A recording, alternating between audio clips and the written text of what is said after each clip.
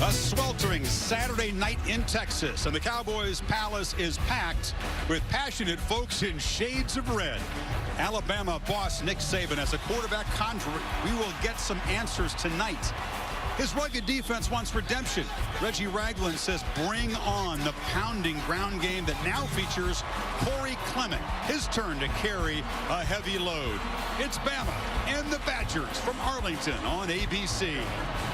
One of the ideal settings for football, AT&T Stadium, and a Big Ten SEC collision, Wisconsin and Alabama.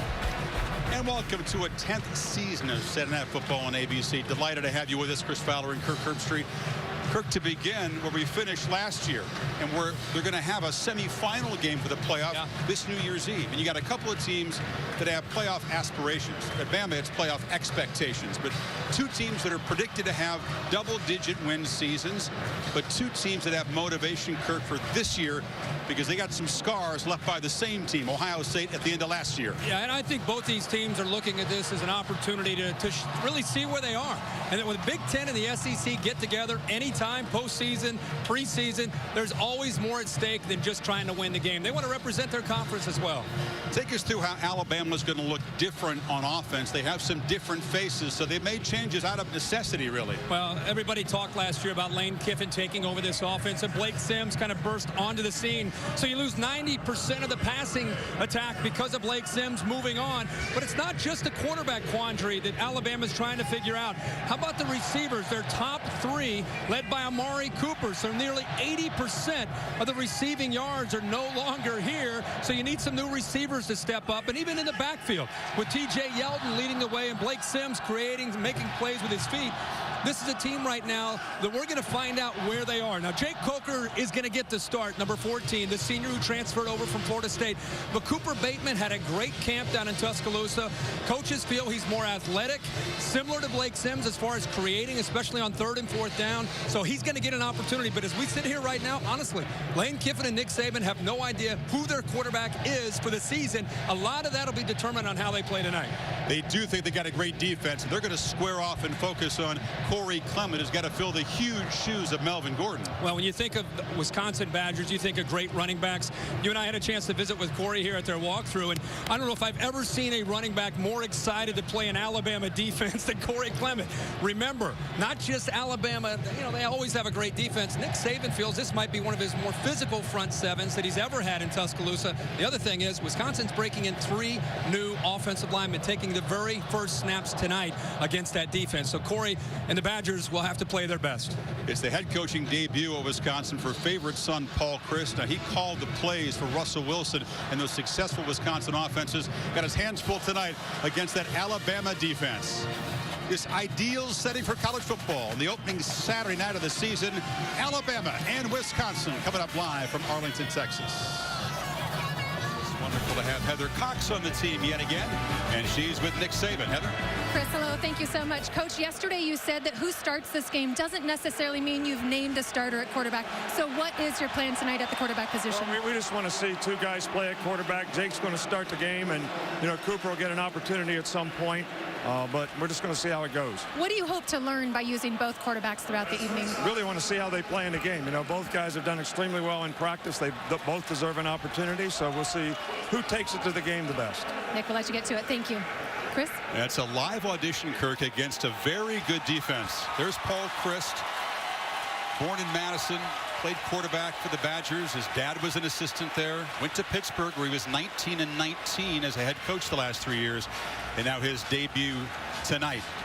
And he's got Joel Stave at quarterback, a guy that he recruited as a walk-on, but he came back a few years later to find a quarterback who'd been through a lot. No question about it. And what an impressive young man to fight through everything that he has been through. We'll see how he gets, what kind of start he gets off to tonight. There's a great leader, Michael Caputo, who's an all-conference safety a year ago. On the other side, Reggie Ragland. Nick Saban and Kirby Smart will turn to him this year without some of the leaders they had a year ago. He now needs to step up and kind of be that alpha dog, so to speak, on that defense. So Alabama will get the football first.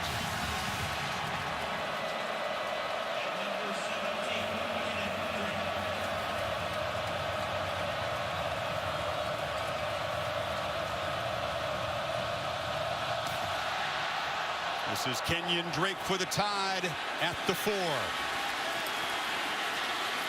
Good coverage, and the Badgers pin him back inside the 20.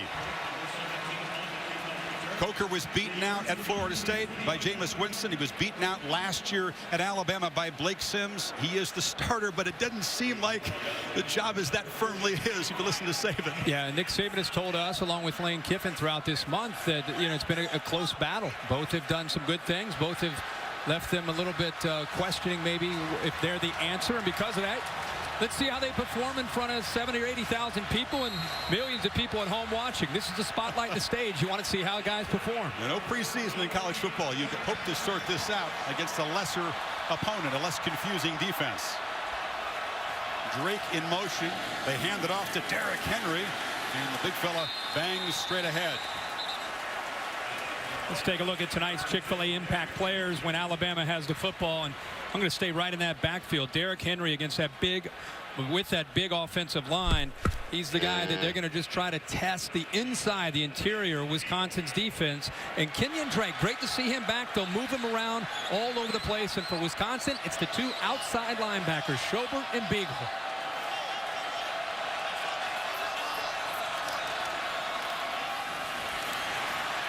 Big Henry again. He and TJ Yeldon had similar stats last year. And now Henry, who was the #1 running back recruit, high school player in 2012, heavily hyped when he got there. This is his year. 3rd and short. Tide are playing quick. Henry again. Very tough to stop him downhill. First down at the 32. Well, this Alabama offense, there's one thing that they are confident in, and that's running the football.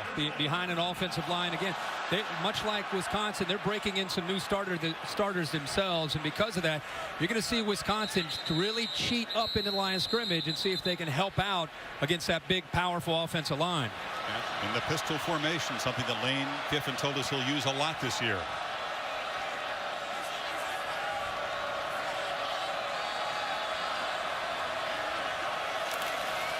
Here's Henry again. Good penetration by the Badgers as they smother him. Arthur Goldberg, the junior defensive end, got there quickly. Goldberg with a tremendous effort here. Keep in mind he's going up against Cam Robinson. He deals with a double team, sheds it, including Robinson, and is there to make the play close to the line of scrimmage.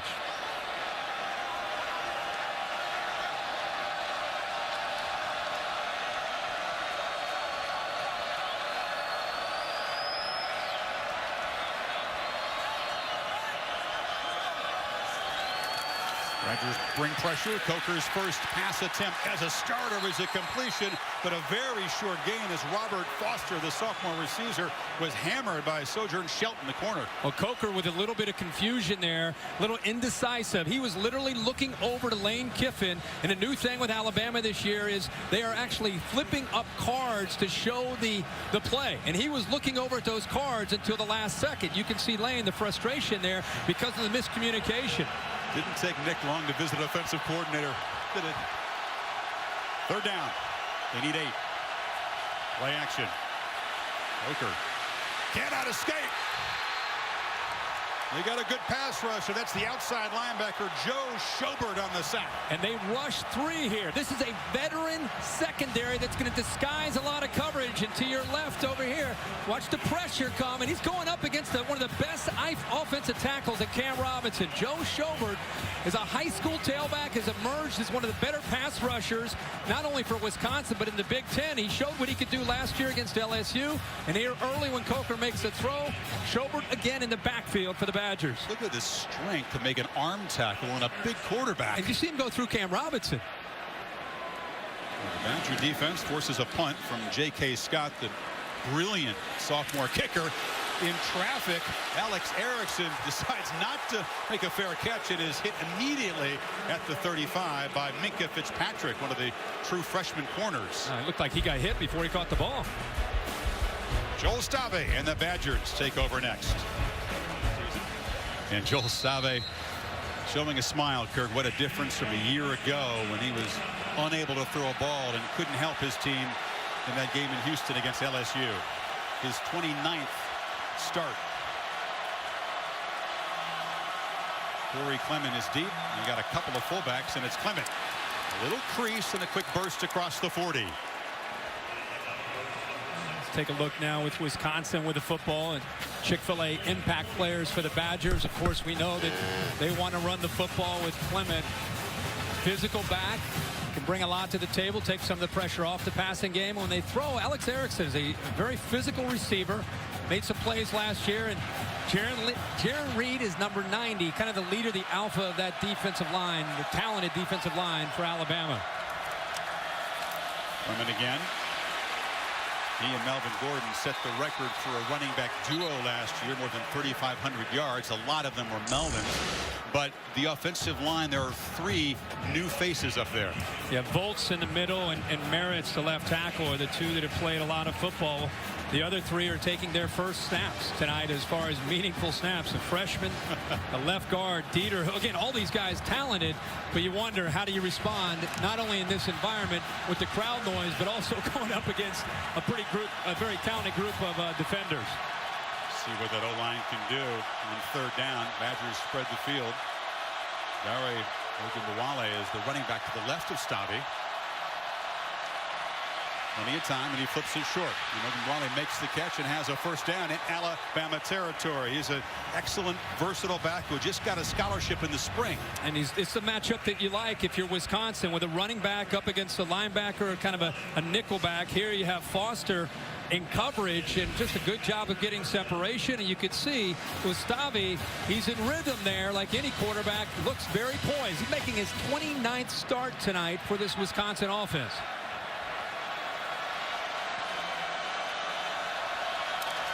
Clement again as they test the middle of that Alabama defensive line.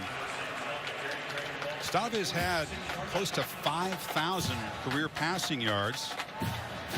But again, even though he started games over 4 seasons, there have been some ups and downs. He's had to be very resilient.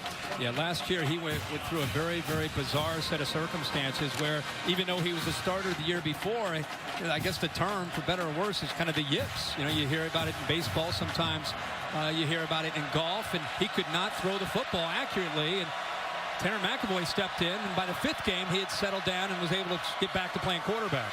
Clement, heavy traffic, all those big Alabama bodies. You can't find a bigger, more athletic front in the country than the Tide. Well, I think because Alabama is so confident in their corners in the secondary matching up against Wisconsin, they basically want to see if Stavi and the receivers can beat them. And because of that, they're just going to pin their ears back and do everything they can to clog the middle and just eat off those blocks and free those linebackers up. Doesn't get any more clogged within the middle. No, there are about 8 jerseys there. I don't care if you're Melvin Gordon, Monte Ball, Ron Dane, no one's running through that. So another third down, they need 6.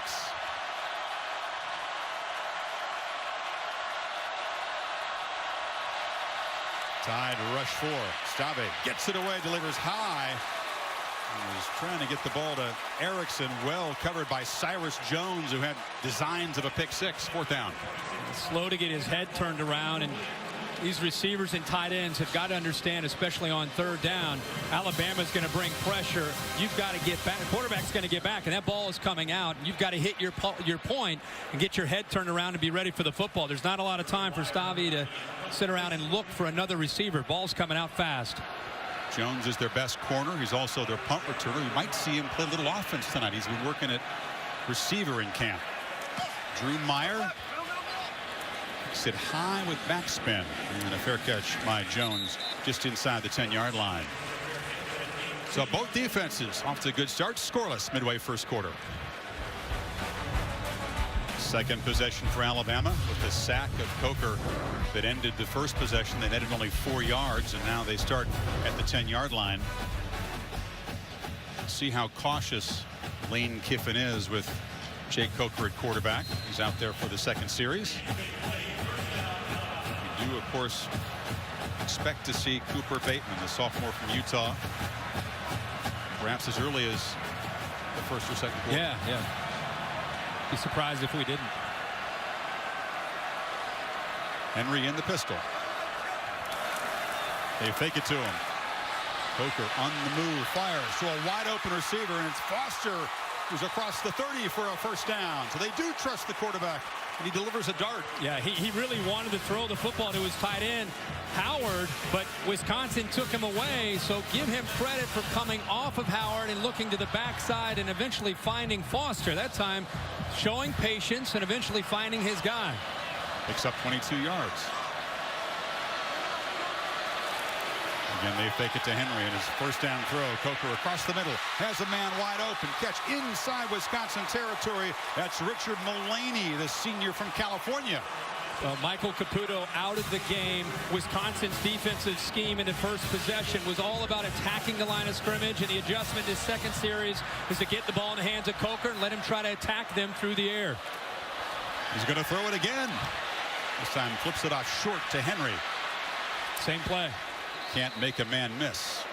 Heather Cox with an injury update from the Badgers. Yeah, you can tell the Badgers are missing Michael Caputo in their secondary. He is out for the game with a head injury. Actually stood up, went to the wrong huddle. The medical staff immediately took his helmet away. Caputo was frustrated, pleading his case to no avail. Guys, remember this. He was the one when Chryst came on campus. He asked every player, who's the most valuable? Who can't you go without? Every player put Caputo in at least one of those categories. He's sorely missed. This is Kenyon Drake with his first carry, and he's dropped for a loss as a flag comes in. Joe Schobert, who's having a big start to this game, was there in a hurry. Boy, Joe Schobert is a tremendous athlete at outside linebacker. Does everything for you. They decline the penalty, sets up now a 3rd and long. And remember, these defensive ends, Beagle and Schobert, they can get after the quarterback. They'll be coming off the edge. Drake motions out, so an empty backfield. And the Badgers bringing some pressure. Coker gets it away quickly. Foster has some room. Slips a tackle, dives near the marker at the 36. It'll be very close. Yeah, the spot is interesting. The Alabama crowd kind of reacting to the spot. Short. Half a yard short, but Alabama not hesitating. They're already lined up. The quarterback, he's back in the pistol for Derrick Henry. You would expect number 2 to get the football.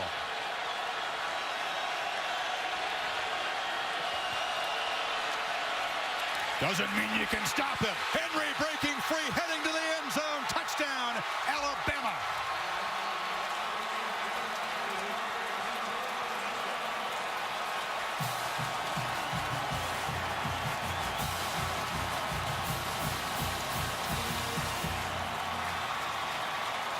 Needed a little, and they got a lot. 37 yards for the new stud in the tied backfield.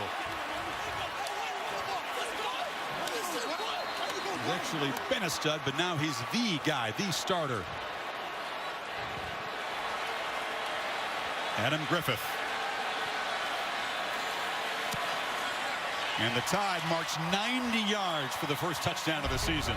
And a different look from Coker, where he's given the keys to the car, so to speak. He gets a chance to open the offense up a little bit. And then on 4th and short, Wisconsin in almost a goal line defense. Everybody up close to the line of scrimmage. And if you don't make that tackle right there, that initial arm tackle, there's no one left to slow down the big fella. He takes it all the way to the house for a touchdown.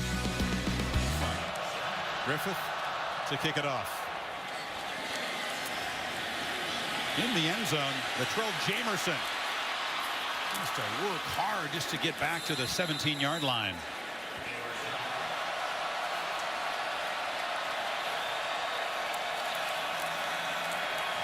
Play action. Stave delivers a strike across the middle, and it's one wheelwright at the 33-yard line. So a nice, accurate throw and a slant. And you know, we saw Alabama give Coker a chance to throw the ball. He's 4 for 4 on that last series, opened things up, and now giving Stave the same opportunity. Instead of waiting till 3rd down to try to execute when the defense really is going to get exotic and put pressure on you, try on 1st and 10. When the trend is run the football, you mix in some early down play action. A good call by Paul Chryst.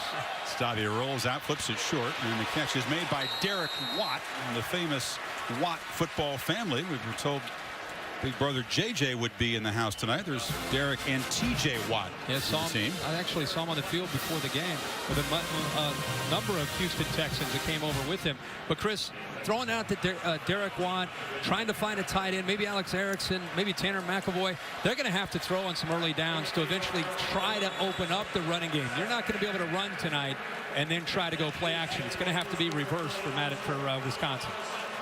So, the end of the first quarter here in Arlington. Back after this message and a word from your local ABC stations. We're going to begin the second quarter with the Badgers at their own 40-yard line.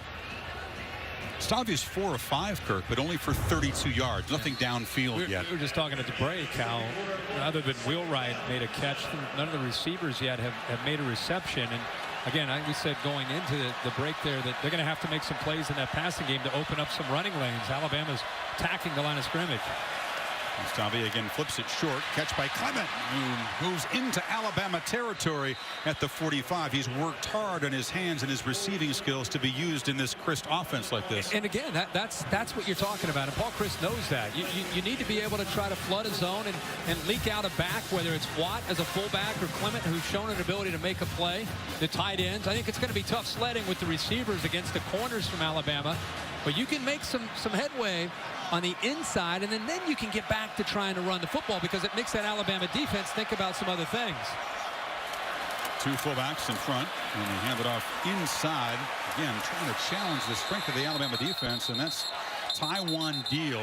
Welcome to college football. A redshirt freshman at a DeMatha High School, and it's a tough assignment to try to gain yards in the middle there. Yeah, Dan Volz has a big job tonight. The center who has played a ton of football. He's got a lot of inexperience around him, most notably on both sides of it. You know, the only other player up front to play a lot of football is 61, the left tackle, Merritt's. Everybody else is new, so that Volz is not only trying to deal with a lot of size from Alabama, see his communication, he's trying to help those guards out and make sure everybody's on the same page.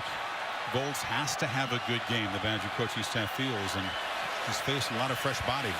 Stavi fires short, battling near the marker, just inside the 40. Pitch made by Austin Traylor, the backup tight end. So the Alabama defense, and the thing that you really are aware of as you prep for this game is you got to win the line of scrimmage, you got to stop the running game, and you got to make the passing game beat you if they're going to beat you. You don't want to give up any big plays. Okay, so now Wisconsin's adjustment is they're kind of dinking and dunking. They're throwing short passes. So now you're going to start to cheat up to those 4 to 8 yard routes. Now Wisconsin's it's going to become more and more challenging, especially on third down with Kirby Smart and Nick Saban kind of specialize in that.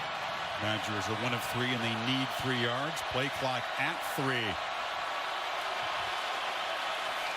In the flat, catch made. Ogunwale is free and is inside the 30. So Stavi converts, and once again they use the tailback. Yeah, and this is a great job of really picking him. Watch Foster right here, who has the back coming out of the backfield. He's going to get caught up right here on like a rub. Wheelwright's running his route. The linebacker gets caught up in it, man-to-man coverage, and it gives him just enough room there to be able to throw the football, to be able to pick up the first down. That is a design play there, and well done by Paul Chryst. 7 completions, 6 to running backs. Play action fake. Stavi wants to look back across the field, files into traffic, and makes a completion inside the 10 to Traylor. So Traylor getting a chance as Troy Fumagalli, the tight end, is nursing an ankle, and a big catch, first and goal. Yeah, he actually wanted to throw the ball here, coming down the sideline. They're trying to get the defense to just kind of get lulled to sleep after the fake there to Deal.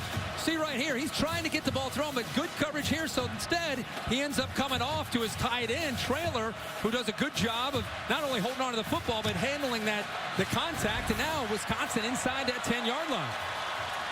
And Clemens is back in the game, the lone tailback. Stavi, look left, right, fires middle. Touchdown, late signal. But Alex Erickson, the top receiver from a year ago, went down low to get it. And we have not called his name the entire game. This time, a great effort and a catch by Erickson. He's on the ground, Chris. He's down. That's all hands. I mean, that is wow. that's a play in the backyard. Go to the goal line, fall down longer throw it. Does he maintain total control as the ball hits the ground? Yeah, and if you have possession of the ball can touch the ground as long as you have possession of it. The ruling is the ground helping you to gain possession. Rafael Gaglianone, Brazilian-born kicker who sent to Chattanooga, Tennessee to play high school football and soccer, knocks it through. Answering drive from the Badgers, who tie it at 7. So the unsportsmanlike conduct on the punt moved the ball to the 37. Then Wisconsin goes 63 yards in 9 plays.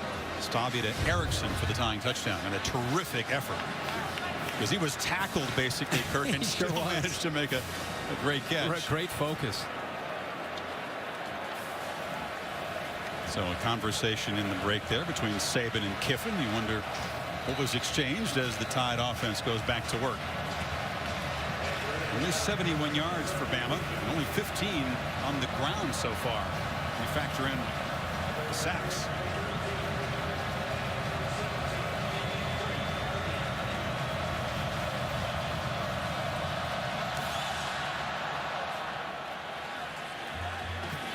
Drake will bring it out. And he's knocked down just across the 10. Excellent coverage so far by the Badgers special teams.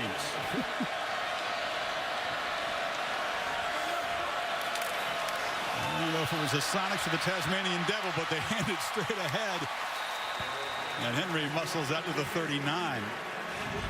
Nice job at the left side of the offensive line, the double team, and then getting up to the linebacker. And I tell you, Derrick Henry, for a man at 242 pounds, you give him a chance to build up his momentum. He has some speed when he gets to that second level.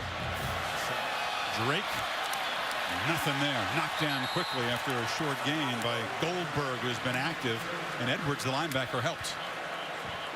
Goldberg, probably the most athletic up front. The time he buckled Cam Robinson, the left tackle, got in and got involved in the play. And now you're going to start to see Dave Aranda, the defensive coordinator, substituting different bodies and trying to get a little bit unique and different with his look. Second long, third long, you're going to try to get pressure and try to give him a different look to try to confuse that offensive line and quarterback. 2nd and 22. Coker looks to throw a screen, lobs it up. Drake has it. Excellent blocking, gets to the edge, crosses the 40. Kenyon Drake breaking free inside the Wisconsin 40. A huge play in the screen game. And a great call here, knowing that they might bring pressure. They brought a corner to Coker's right, but it still is only 4. But Wisconsin late to react, and once 47 Beagle went to the inside, the play loss contained. It freed up Drake to get to the outside and to be able to pick up the first down. There's confusion right now for Wisconsin. Wisconsin's got about 15 guys out there as Alabama snaps Coker complete across the middle.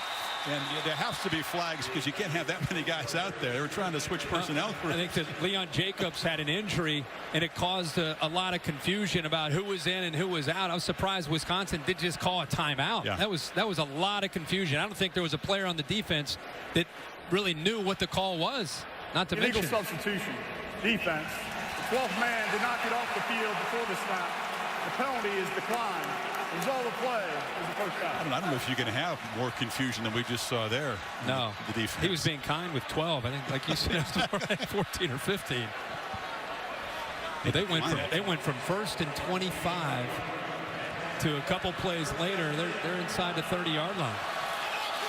Here's a first down throw, again flipped short. This is O.J. Howard, the first catch for the fine tight end, and he shows his after-the-catch skills. A first down near the 17. Well, they're counting on Howard, along with Drake, at least early in the year, to be the difference makers and to be able to try to pick up big gains like that right there. You know, without Amari Cooper, who's going to pick up the slack for all that production that we talked about earlier in this game? And Howard is going to have to be that guy. Because of Amari Cooper last year, Howard really didn't get a lot of looks. He only had 17 catches, but they expect him to be a much bigger part of the offense. Well, at 6'6", 242 pounds, he's a matchup nightmare for any defense. So on first down, Drake is to the right of Coker. Jake has plenty of time, fires short, complete, caught, touchdown, Foster.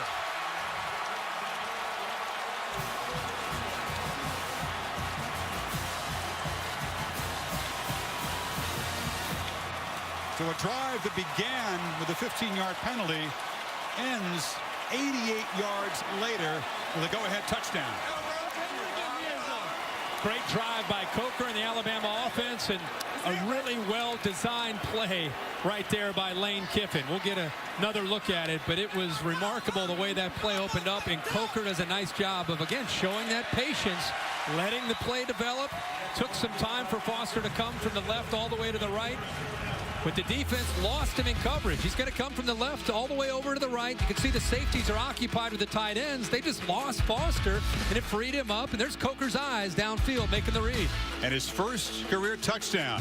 Bama back on top by 7. You consider a first-time starting quarterback and very poor field position on every drive.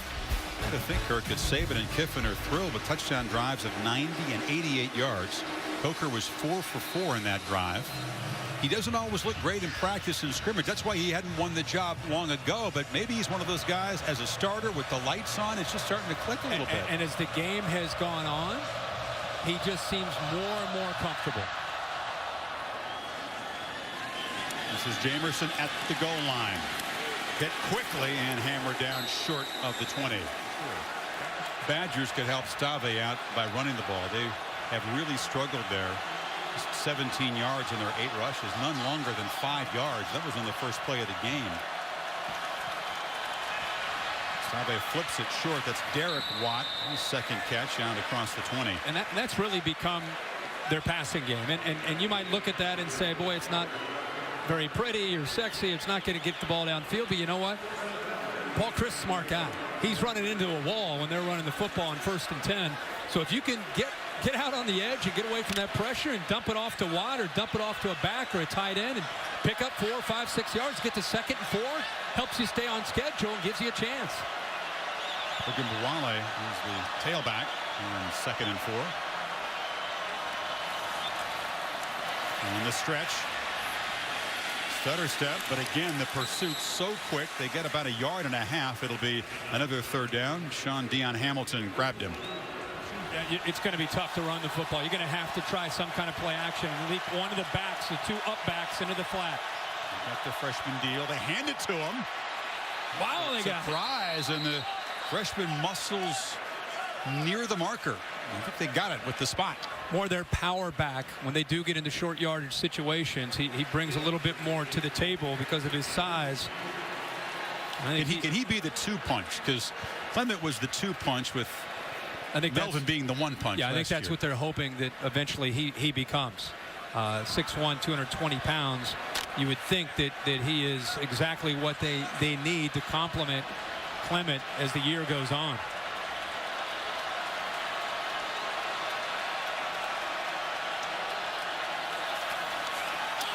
Clement, Stave pressured and slammed down as they didn't pick up Jonathan Allen, who came flying in. Walker Williams, the right guard, confused. Right here, he steps inside, and the pressure shoots right through that gap. Little miscommunication. This is what happens when you start 3 new offensive linemen. And that's why every single down, Volt's in the middle trying to make sure all 5 guys are on the same page. That time they committed to the left. There's probably a lucky call. They're coming to the left. And then Alabama shot right through the gap between the right guard and the right tackle. First sack of the night sets up 2nd and 17. Stave, looping throw into traffic. Nice catch made. Erickson, who caught the touchdown earlier, collects a very different kind of throw here. And I think they confused Stave. I think he was expecting man-to-man, and he might have gotten away with when he went right over the top of Humphrey. I think he thought he was going to be up, and he went over top of him. Peavy was down on the shorter route, number 11. Humphrey came off Peavy. He sank in coverage, and he might have missed that ball by an inch. Beautiful throw. No, it was right on the money, but I think he thought the corner would stay up on that receiver in the flat, but he got the ball in.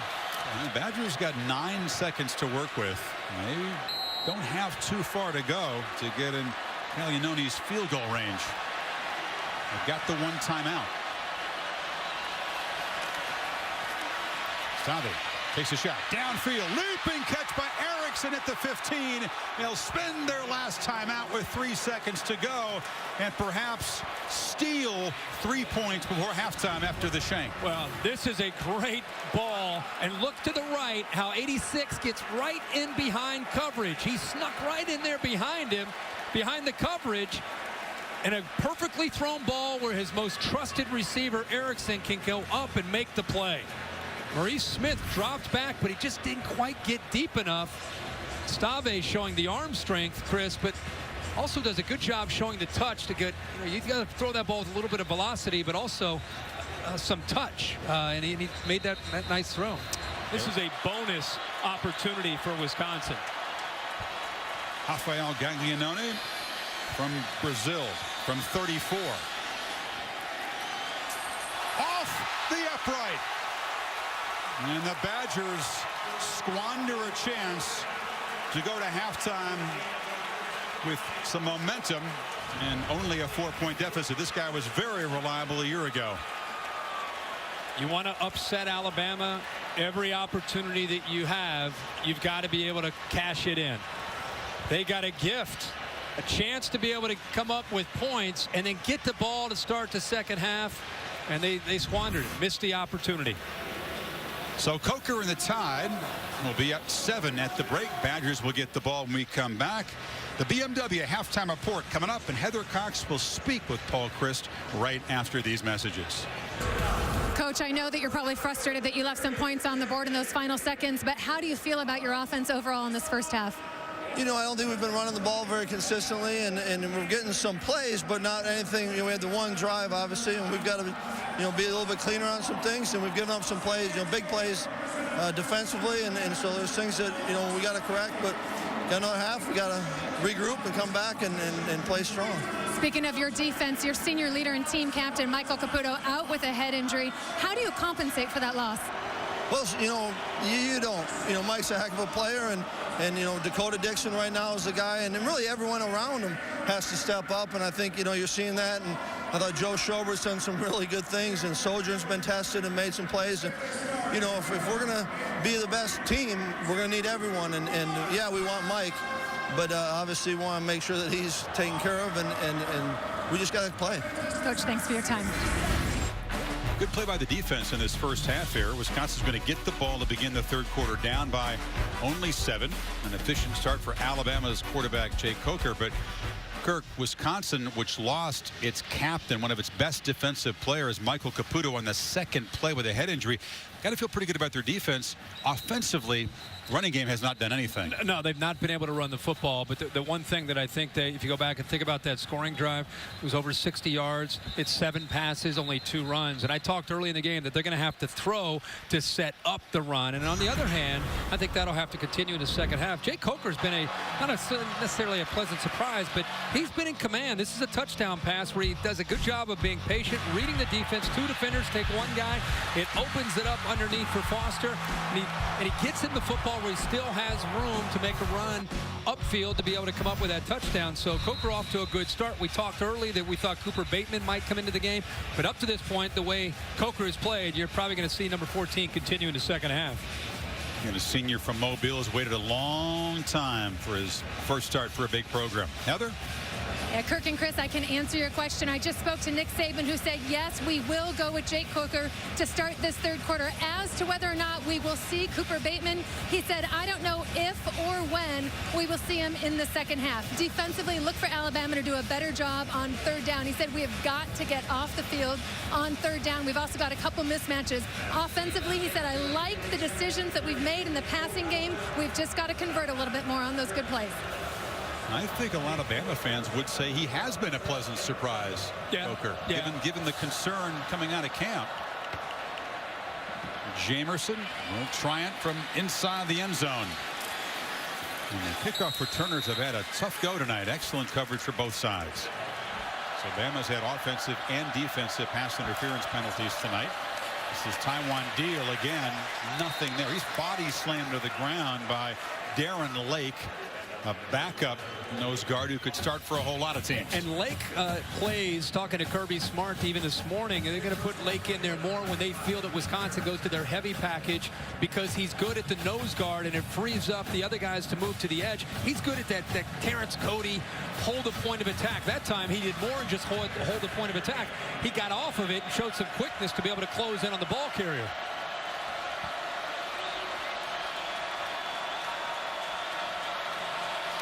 On 2nd and 8, feels the pressure again and goes down.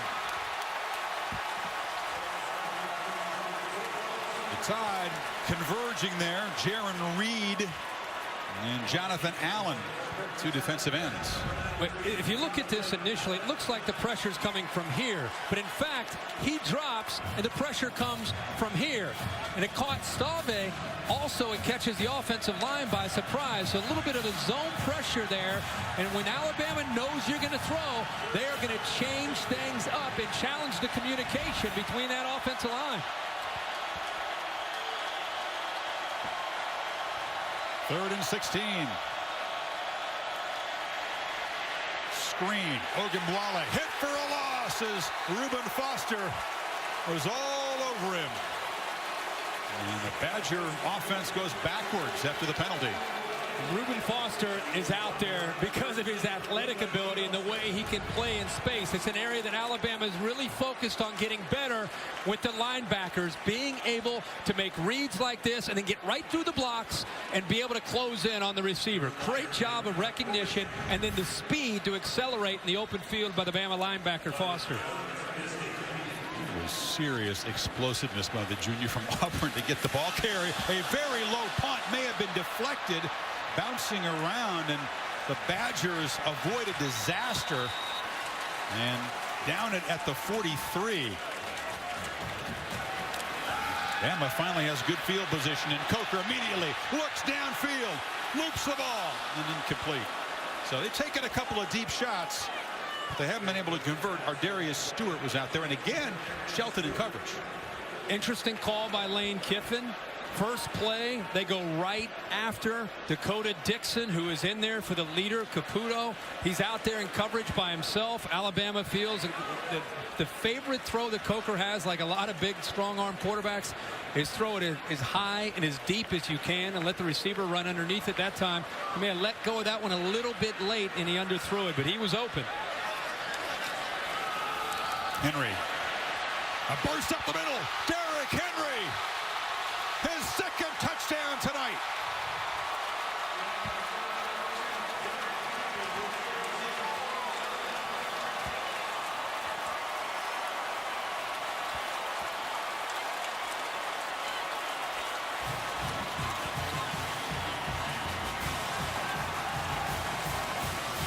And Alabama back up 2 touchdowns. By the action, watch the linebackers right here hesitate with the action, and then he's just going to follow the right guard around to be able to pick up a big block. The safeties, the linebackers hesitate just a little bit, and it's a missed tackle by the undersized safety, Musso, and off to the races goes the big fella. Henry averaging more than 13 yards on his 10 carries tonight, and a couple of touchdowns, and the Badgers are in a 2-touchdown hole early 3rd. But one run can change things quickly. And Derrick Henry, when he gets those 242 pounds rolling downhill, and a safety, and Musso, Kirk, you pointed out, about 55 pounds lighter. That's a mismatch. Yeah. And Henry won that one. Howard with a huge block there. It was just really well executed, but if you don't slow him down as he's coming downhill, he's got some speed. He's going to pull away from people. Jamerson this time will take a knee. So the Badgers find themselves down 2 touchdowns for the first time.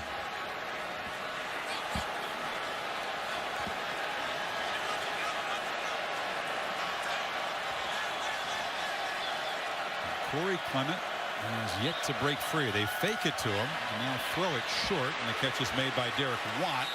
He's been held in check well tonight. Eddie Jackson on the tackle.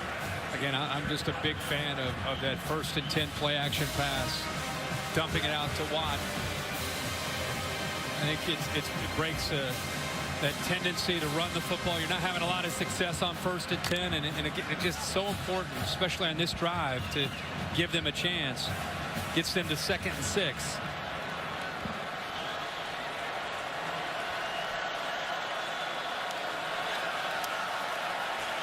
Stave, ball knocked down, deflected at the line of scrimmage. He was looking for Erickson, and the deflection made by big Dalvin Tomlinson.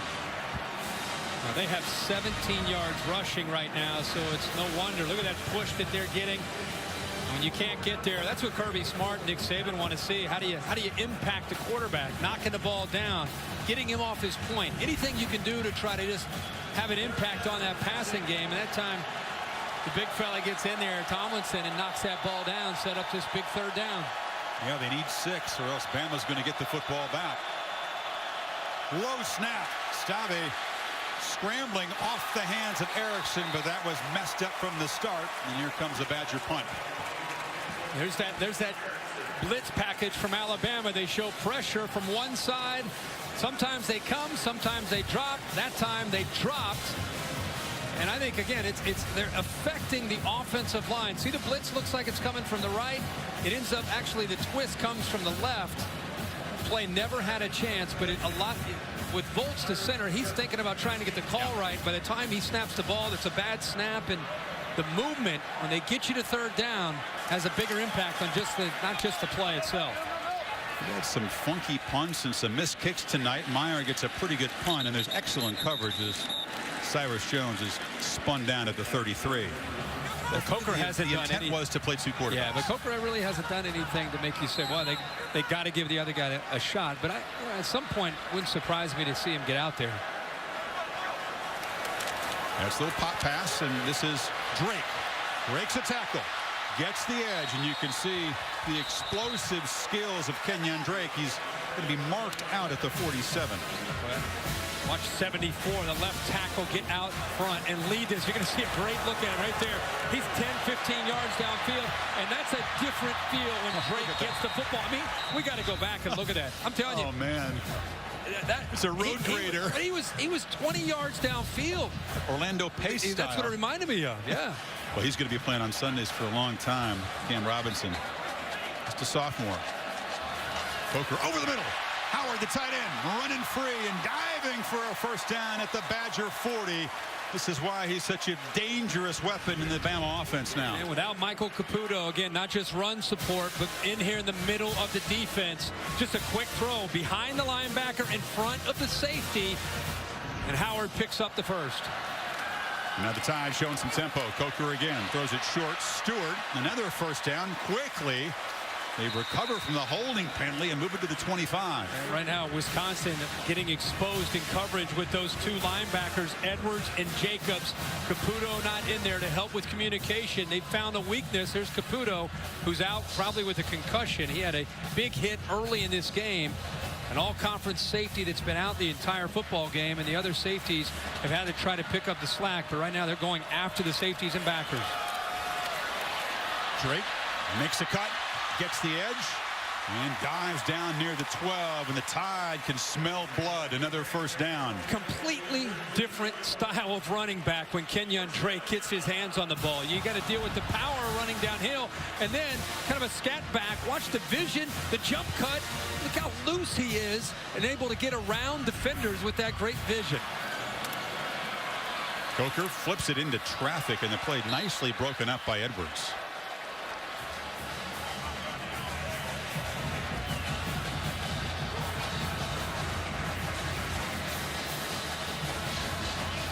Alabama offense, as you pointed out, Kirk, was so much to replace from last year, but you can see that besides Henry, which we expected, a big game, and Drake, the playmakers are still there. It's up to Kiffin to find mismatches and use them. Henry breaks a tackle, powers down inside the 5. It'll be 1st and goal. They are moving bodies all over the place, and it really affects the eyes of the defense. And then you've got to deal with, by the time you figure it out, it's Derrick Henry running downhill right at you as a linebacker. And they're running quickly. In the pistol on 1st and goal. Henry again looking for the hat trick, and he gets it. Bama up by 3 scores.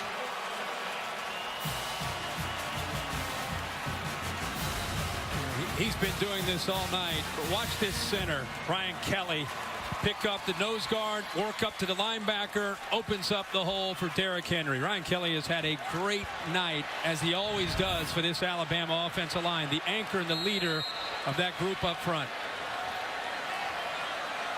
Kelly told me, I got to be perfect. That's how he takes his job, and maybe not perfect, but close to it tonight, as that tied O-line opening some creases, and number 2 muscling in for his 3rd touchdown this evening.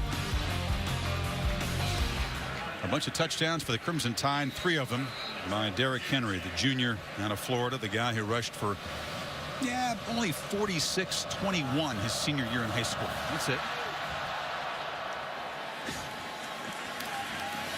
In the end zone, Jamerson's had no success as a returner. Finally, he's going to get loose. This is the best kickoff return for either team tonight. Now across the 30. And into to Taiwan Deal.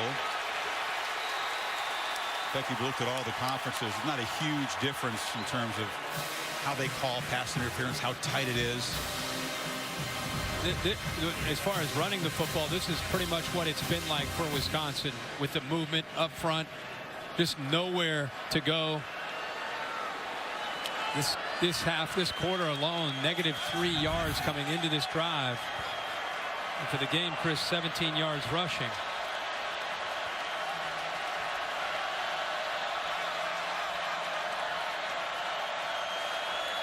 Second down throw, short again. Watt makes the catch, breaks the tackle, 2 yards short of the marker. It'll be 3rd and 2. It's hard enough to move the ball against this Alabama defense tonight for Wisconsin, but when you get down like this, they know what's coming. You know, they're sitting over there. They're thinking about, okay, how can we get pressure on Stavi? That's all they're thinking about, and Paul Chryst knows that. So it's all about not just trying to complete a pass. It's about getting the ball out of that quarterback's hands as fast as you can and executing. And Badgers got the ball, Kirk, to begin the quarter, down only 7. They've had 5 yards total offense in the 3rd quarter. You need 2 here. Ogunbowale is the back. You fake it to him, some confusion, nearly a collision. Now he collects the short pass, and Ogunbowale inside the 40 nearly knocked his quarterback. Well, the quarterback, I think, wanted to maybe get around the edge. Bumps into him, little miscommunication. He wanted to get outside of it, but he's still able to regain his balance and get the ball out into the flat. He also had Erickson downfield. It's about the only consistent success they've had is the backs up against the linebackers in man coverage. And even then, they really haven't gotten fit for big gains. No, I mean, you're talking about a 4 or 5 yard gain. It's play action on first. Then again, they flip it short. It's wide, and another very short gain. They just close it down quickly. That's Marlon Humphrey, a corner on the fullback. Without a true vertical threat, without somebody that can get downfield, and they hope as the year progresses that maybe Tanner McElroy can become that guy.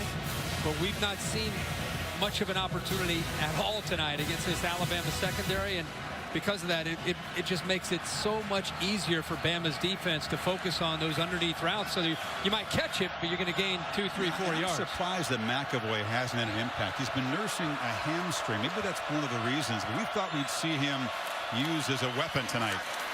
Stave fires across the middle. Catch made. It's a first down inside the 25-yard line as they get it to Traylor, the tight end. It's his 3rd catch. Time the linebackers cleared out with all those underneath throws. Reggie Ragland and the Alabama linebackers took all those routes, and it opened it up, and he had enough time that time to get the ball thrown behind them to the tight end Traylor. So a drive that for the Badgers almost has to result in 7 points. They move the chains. Stave straight back again, a very short flip to Ogunbowale. They've done that so often, as you pointed out, on first down, get 4 or 5 yards with a short pass. Yeah.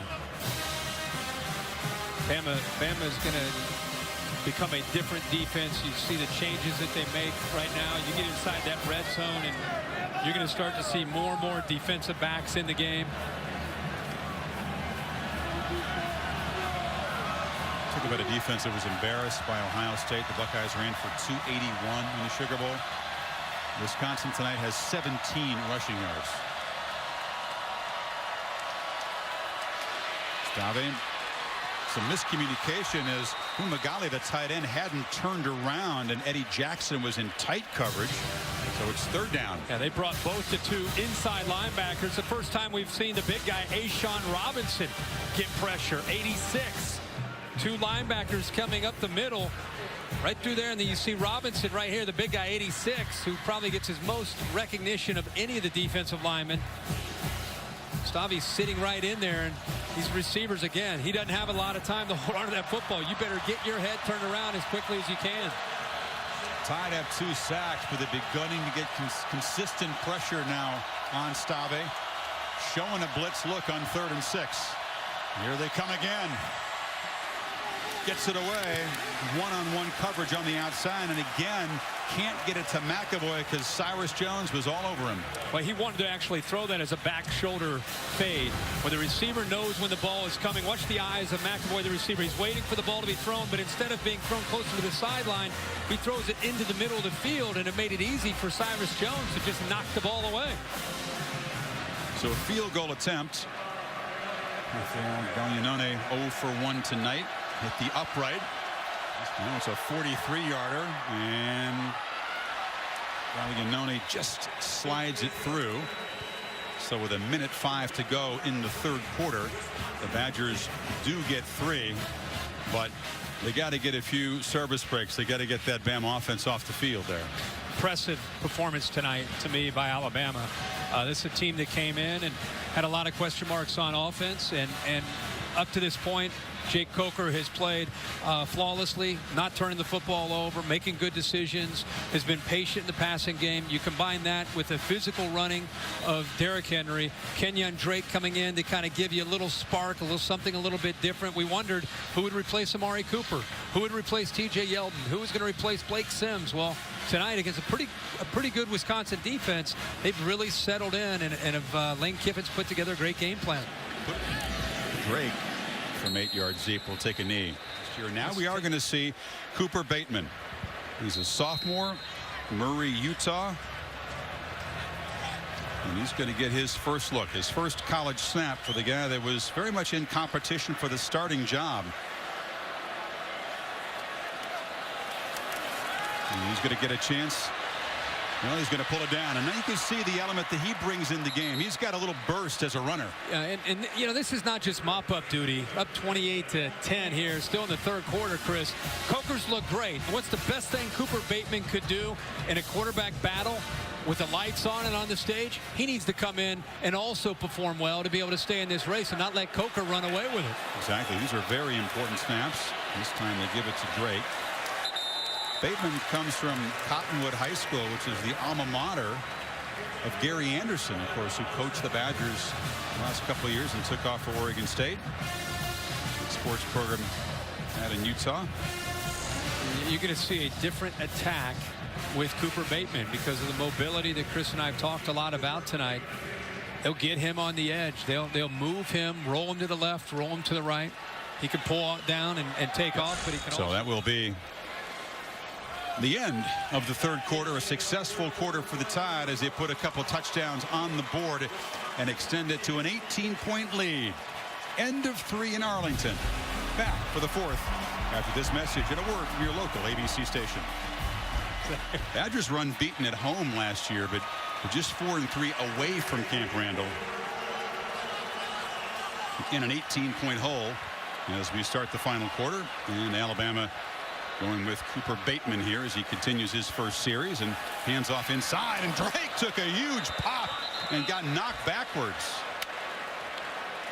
He ran into something very sturdy in the middle. It might have been his own man, Ryan Kelly. I think you're right. Yeah, I think he got pushed back by the defensive line, and Kelly's been wearing out Wisconsin's defense. This time he wears out his own running back. A lot of good blocks and a tackle for the center now.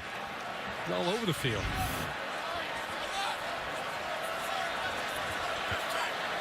See if they give Bateman a chance to throw his first pass. Tigers show pressure up the middle. In a zone read look, they flip it very short. And Howard, the tight end, with a stiff arm and a short gain. Schobert shoved him out. It'll be third down. And again, you can just feel the difference in Bateman.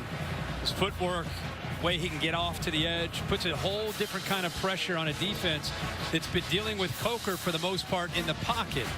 And again, we talked a lot tonight. Coker's had a lot of success, but it's a different way of attacking for Lane Kiffin. Let's see how he does here on third down. You think he's bothered over there, Jake, that he's not still in the game after playing so well? I don't think so. If he is, he better not show it. And Bateman on third down again fires. Nice catch by Calvin Ridley, the talented freshman receiver. First down in Wisconsin territory. Between Ardarius Stewart, Robert Foster, and Calvin Ridley, these are the receivers that they feel as they gain more and more experience. These are the guys that are going to be able to take that next step and become big-time playmakers off the edge. Ridley, one of the top receiver prospects in the country.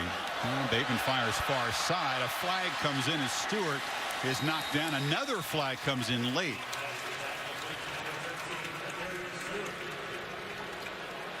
And moving the chains. This is going to be on the Badgers. They just pick it up. Yeah, I think they picked it up. Yeah, he got that ball out, and that's built into the package where if they feel like they've got a matchup and that spread look, Lane Kiffin instructs his quarterbacks, if you see a one-on-one matchup, you got a blocker for the other receiver, go out there and throw the football and just give him a chance. Amari Cooper made a living on that last year with Blake Sims.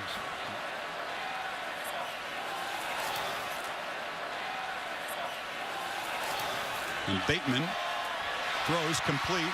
Ridley knocked out of bounds. Tide fans hoping they see Bateman to Ridley a lot in the years to come. Again, Bateman, play action, get him on the corner, get him on the edge, away from some of that pressure, a different look.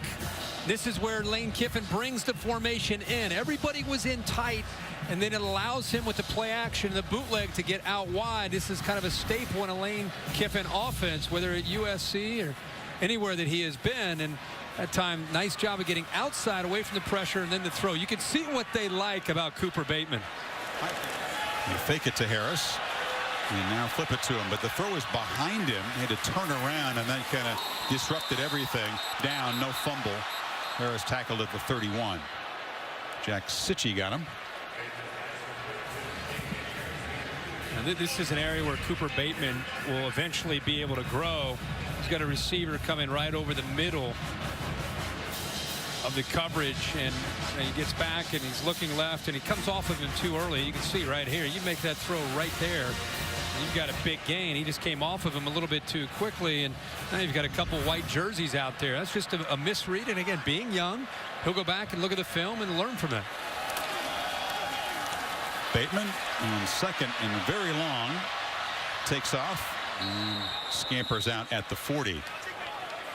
No turnovers tonight for either team, but it's gotten a little sloppy here after halftime.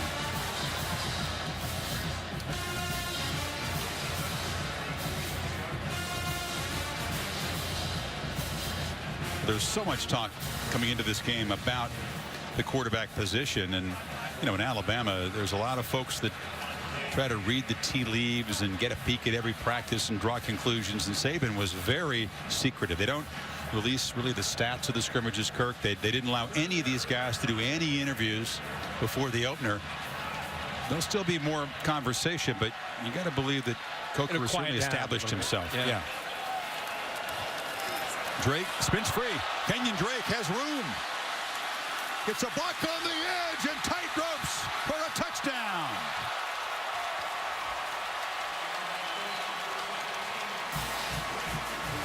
Hey, we talk about Drake and how he's got a burst and he's dangerous in the open field, but you know how that play started? He was wrapped up. Here he shows an ability to get through. Look at that right there. He's down, but he doesn't give up on the play, runs through the arm tackle, and then this is what he's known for. You get in the open field, you try to slow him down. He stays in bounds, but the acceleration down that sideline, he is beautiful out in space. It came on a 3rd and 26. They get a 43-yard touchdown run. So after Derrick Henry scores 3 times, his backfield mate, the senior Kenyon Drake, joins the party, and the Tide are rolling now up 25.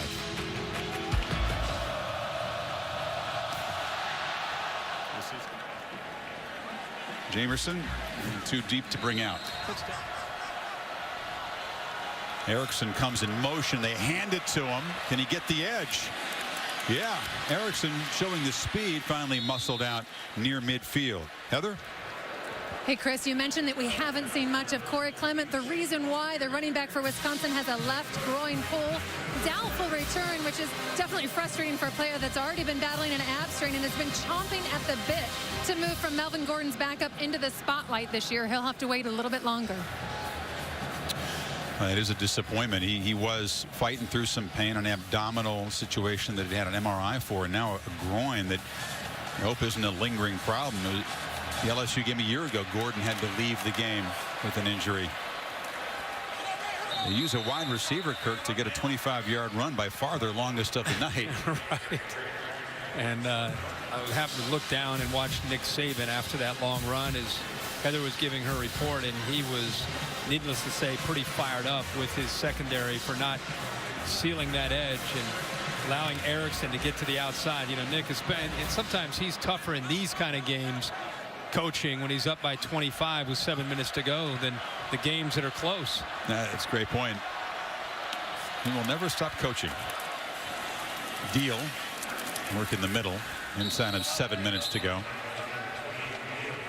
And what is Paul Chryst, you think, trying to accomplish here? The lead obviously out of hand, but what is he trying to build as the Badgers go into a Big Ten schedule, which is frankly very soft? They'll be favored in almost, if not all, of their games going forward. Exactly. I mean, go down their schedule, and we will here shortly, and try to find a game where you'd expect them to be an underdog. There might be one, maybe. We'll have to take a close look at it, but I mean, that kind of gives you an idea of what they have left to do. As I said, it's a team that many people think will get to Indianapolis and play in a Big Ten championship game. They need 3 on 3rd down, and Stavi flips it short. Catch made, and that's Buales getting free for a 1st down. To answer your question about if you're Paul Chryst and you're a first-year head coach and you've been here as an offensive coordinator, but this is your first year back in Madison and you're the head coach and you're down 35-10. It's the first game of the year, and as bad as this feels, you want to see who's a foxhole guy. You really are. You're going to learn a lot about who's going to quit, who's going to fight, how does a team respond, because the eye in the sky, the film, when you break it down, it's going to tell you everything. Stavi Rowan fires short. Erickson makes, Deal makes the catch, and he's muscled out.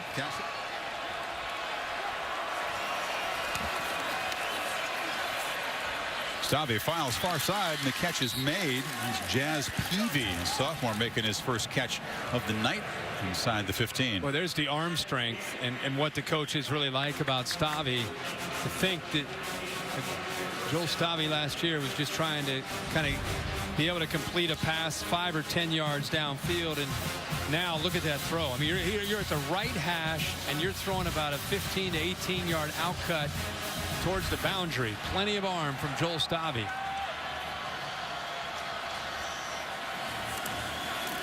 Stavi for the end zone. Heavy traffic as Wheelwright was covered in a flag now. And was Minka Fitzpatrick with him. And it'll be interference. Again, it's about not getting his head turned around and having a chance to play the ball. If you don't play the ball, it's going to be pass interference. Pass interference, number 29, defense. The ball will be placed to spot the foul. Automatic 1st down. Watch his head. And a very talented young man, Fitzpatrick. Not only the shove, but he never even found the ball. Look at this. Look at this view right here. Pylon inside cam. The pylon right here. Boom. Uh-oh. It can take a beating. Is it alive? No, it's alive. It's okay. Those are the cameras they put in NASCAR cars. They can take a collision. So 1st and goal. Stavi across the middle, caught for a touchdown. See, that's what you figure out if you're Paul Chryst. You're not going to come back and win this game. but you like to see your team keep fighting, keep playing to the end of the game. And he just saw that in that drive right there. Rob Wheelwright, the junior out of Columbus. And they will not stop coaching on that Alabama sideline. That defense gave up the big run to the wide receiver. Pass interference penalty setting up Stave's second touchdown pass.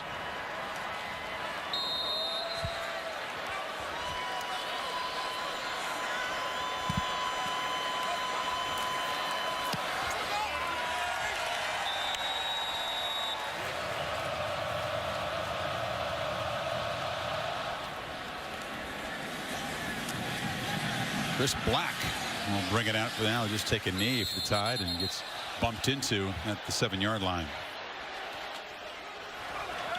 After tonight, Bateman still in the game, and Harris shows some muscle, some hard yards. By the way, I just got a text from Lee Fitting saying College Game Day in East Lansing next week for Oregon and Michigan State. You and I will be there as well.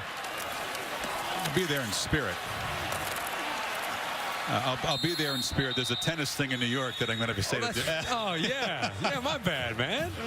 But I'll be watching. Now, we'll see if Serena can get to the U.S. Open Women's Final. That'll be in the afternoon. But I will be watching in the morning and at night. You'll be dialed in. Tennis in. Serena's in the afternoon. Well, she's not there yet. Well, she's there. She's Alabama. That's an afternoon final. The U.S. Open Women's Final. Whoever's in it is in the afternoon. I'll say she's in. Yeah. So 4:19 to play. You certainly hope that out of this game, Michael Caputo, their captain, their safety, who dove in there to make a tackle on the second play and got a cut to his face, and you can see him right there next to his coach. We certainly hope that isn't a serious injury. He's going to get back on the field after they check him out, because that will be a key for this Wisconsin defense. Harris powering near the marker. They're going to spot it right about the 17 where he needed to get. It is a first down. Caputo tonight was his 29th career start, all conference last year, and a guy that, you know, with a veteran secondary, still trying to be a leader over there. He's still out there coaching with the concussion. You know, he's involved, but let's hope that he's able to come back. That was just a little bit of a scary moment. It was first or second play of the game. Yeah. He got hit when he tried to tackle Derrick Henry, and he went into the wrong side of the field. He went over to the Alabama huddle.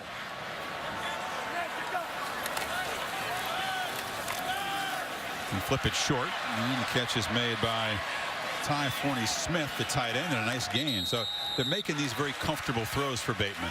And if you think about Jacob Coker, you think about if he came into this game and laid an egg early, it would open up the door for Cooper Bateman. That's how much pressure was on him to perform well in his first start, as a guy who's been sitting around for the last 3 or 4 years, and he stepped up and delivered with that pressure on. Cassidy Hubbard with the Ford wrap-up after the game.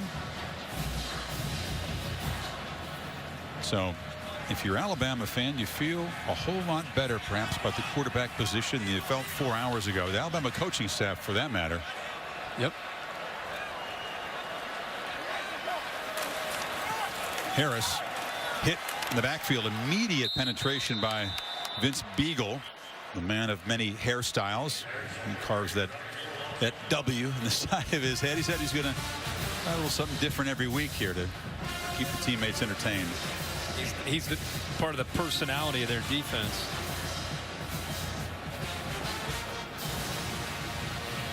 You know, Beagle is the personality. We talked about Schobert, who's an outstanding outside linebacker on the other side.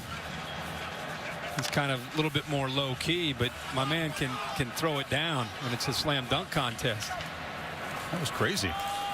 Harris again chased in the backfield. I mean, this the football team had a slam dunk contest, and an outside linebacker said, "Hey, I can handle this." Oh, I love the reaction from the team.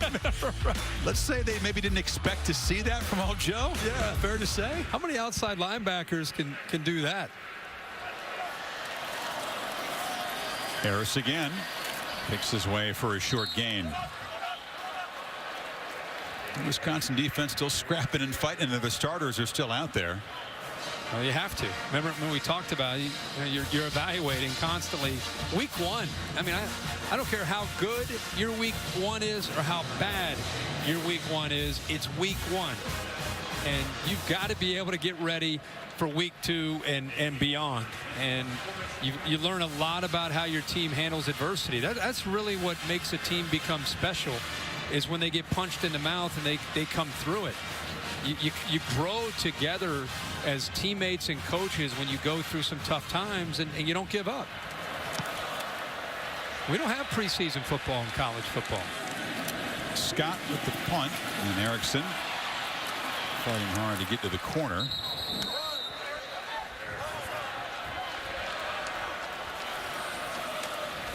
So Stavi, with 1:11 to go, finds Erickson again. That's been a good combination. They used the backs exclusively early and then got Erickson involved. And see, here's an example of maybe somebody sitting at home and saying the game's over. You know, what are they doing? We're down 35-17. It's not about trying to score and make the score look more respectable. It's really more about, okay, we're playing Alabama's defense. We have a chance to work our 1-minute offense here to try to get down the field against a really good defense. Let's instead of just killing the clock, let's work. Let's try to get a little bit better. They fire downfield in heavy traffic. There's the first turnover of the night, and Eddie Jackson is off and running. Knocked down at the 20, and a flag comes in very late. Another one as the safety converted cornerback creates the first turnover of the evening. Stave just throwing it into traffic in desperation. Playing man to... After the interception, illegal block in the back, number 21 of the intercepting team. 10-yard penalty from the spot of the foul. First down, Alabama. They're playing man-to-man, Chris, underneath, but both the safeties, Smith over here and Jackson, who ends up making the interception, off to the right. They're just going to sit back and kind of read the quarterback's eyes, playing a little bit of center field, and ball is overthrown. It's sailed a bit and right into the hands of Eddie Jackson. And the team that was 70th in the FBS, 11th in the conference with only 11 interceptions, gets their first of the season.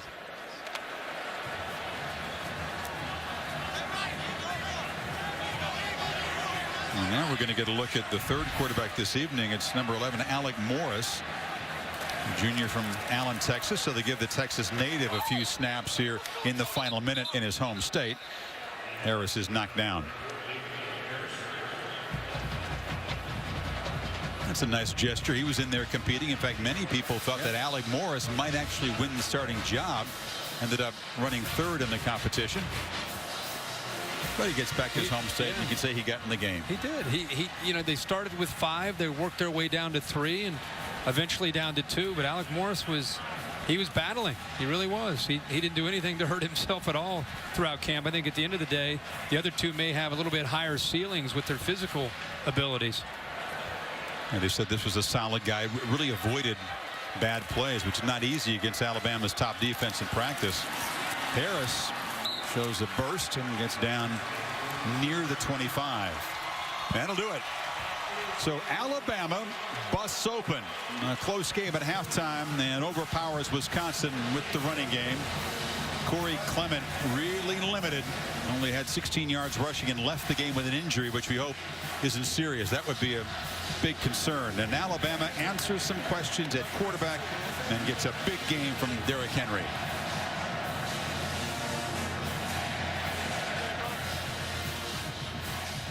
Let's go to Heather with Nick Saban. Chris, thanks so much. Coach, congratulations. What kind of tone does this win set for the season? Well, you know, I think that in a game like this, you know, you're always going to go back and say, where are we? Where do we need to improve? What are the things we did well? What are the things we need to do better? And there's certainly a lot of things that we could do better in the game. It was a great win for us. Wisconsin's got a good team. You know, I'm really happy with the way our guys competed, and I thought we came out and played really well in the second half. And, Coach, a big question mark throughout fall camp was your quarterback situation. You said you needed to see game evidence. So what's your takeaway now? Well, I thought Jake played very well. You know, Cooper probably didn't have the same opportunities as he had, but really pleased with the way Jake played. He made good choices and decisions out there, and, you know, hopefully he'll only get better, and so will Cooper. And what are your thoughts on a two-quarterback approach moving forward? I don't have any right now. I'm just happy to win the game. And your defense certainly stepped up, especially in the second half. How did you basically render Wisconsin's running game useless? Well, you know, our guys did a good job up front controlling the line of scrimmage. You know, we made some halftime adjustments on the back coming out, kind of took that away and batted some balls down and put some pressure on the quarterback. So I was pleased with the way we played until we put the second team in, and I didn't think they competed very well, not at least to our standard. Coach, congrats on the win. Never satisfied. I love it. Thanks, Coach. 35-17 is the final. Time now for the Ford wrap-up show. And back to Cassidy Hubbard.